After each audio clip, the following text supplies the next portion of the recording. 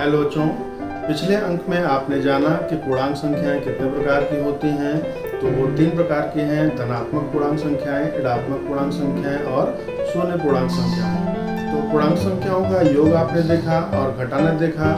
गेंदों की सहायता से लाल गेंदों को हमने +1 लिया, ब्लैक गेंदों को या काली गेंदों को हमने -1 लिया। तो काली और लाल गेंदों की सहायता से आपने आसानी से सीखा कि पूर्णांक संख्याओं का योग कैसे कर सकते हैं और घटाना कैसे कर सकते हैं। आज हम सीखेंगे कि संख्या रेखा की सहायता से पूर्णांक संख्याओं का घटाना हम किस प्रकार से कर सकते हैं। तो पूर्णांकों में आपके 2 ऋणात्मक पूर्णांक हो सकते हैं और या दोनों धनात्मक पूर्णांक हो सकते हैं या फिर एक धनात्मक पूर्णांक और दूसरा ऋणात्मक पूर्णांक। तो आइए हम देखते हैं बच्चों, 2 ऋणात्मक पूर्णांकों के घटाने के लिए हम एक उदाहरण लेते हैं। तो हमने ले लिया -5 -1। तो इस घटाने को संख्या रेखा पर करने के लिए हम क्या करेंगे, संख्या रेखा एक खींच लेंगे और ऋणात्मक पक्ष को ही लेंगे, यानी ऋणात्मक पूर्णांक संख्याओं की तरफ ही हम चलेंगे। तो हमें क्या करना है कि -1 से हम कितना विस्थापित होंगे कि हम -5 तक पहुंच सकते हैं। यानी कि -1 से चलते हुए हम -5 तक पहुंचने के लिए कितने कदम बाएं जाएंगे या कितने पॉइंट्स हम बाएं जाएंगे या दाएं जाएंगे। तो अगर हम बाईं ओर बढ़ते हैं तो हमारा उत्तर जो आएगा वो ऋणात्मक आएगा, और अगर हम दाहिनी ओर बढ़ते हैं तो हमारा जो उत्तर आएगा वो धनात्मक आएगा। तो आप देखें कि आपका -1 कहाँ है, इस पॉइंट पर, और -5 कहाँ है, इस पॉइंट पर। तो आप यहाँ से चलेंगे और यहाँ से चलते हुए आप पहुँच गए यहाँ पर। तो आप कितने कदम विस्थापित हुए, 1 2 3 4।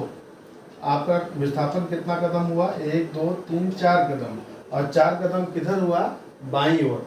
शून्य के जो दूसरा पक्ष होता है, जिधर ऋणात्मक संख्याएं होती हैं वो बायां पक्ष होता है, और जिधर धनात्मक संख्याएं होती हैं वो दाहिना पक्ष होता है। तो हम बढ़ रहे हैं बाईं ओर, तो बाईं ओर कितने कदम बढ़े, 4 कदम बढ़े।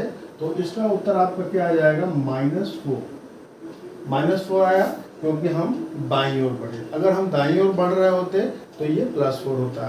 तो इस तरह से आपने देखा ऋणात्मक पूर्णांकों को हम संख्या रेखा की सहायता से इस तरह से घटा सकते हैं। अब यदि हमें 2 धनात्मक पूर्णांक संख्याओं को घटाना हो, जैसे कि एक उदाहरण के रूप में हम लेते हैं +7 -3, यानी कि 7 में से हमें 3 को घटाना है, +7 से +3 को घटाना है।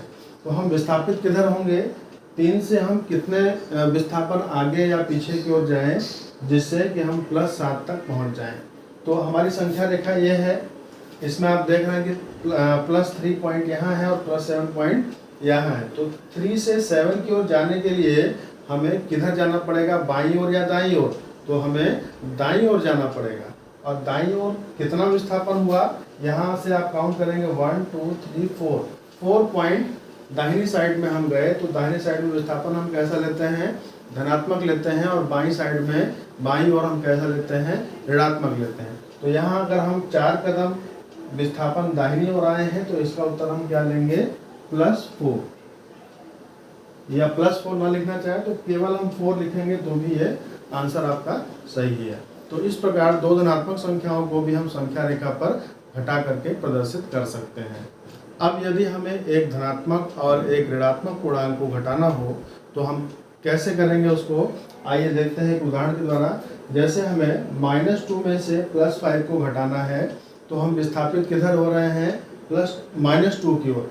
+5 से हम बढ़ रहे हैं और किधर जा रहे हैं, -2 की ओर। तो हमें +5 से -2 की ओर जाने के लिए बाएं चलना पड़ेगा। जैसा कि आप चित्र में देख रहे हैं, +5 का पॉइंट यहाँ है और -2 यहाँ है। तो +5 से -2 तक जाने के लिए हमें कितने कदम विस्थापित होना पड़ा, 1 2 3 4 5 6 7, यानी 7 पॉइंट आपको बाईं ओर जाना पड़ा।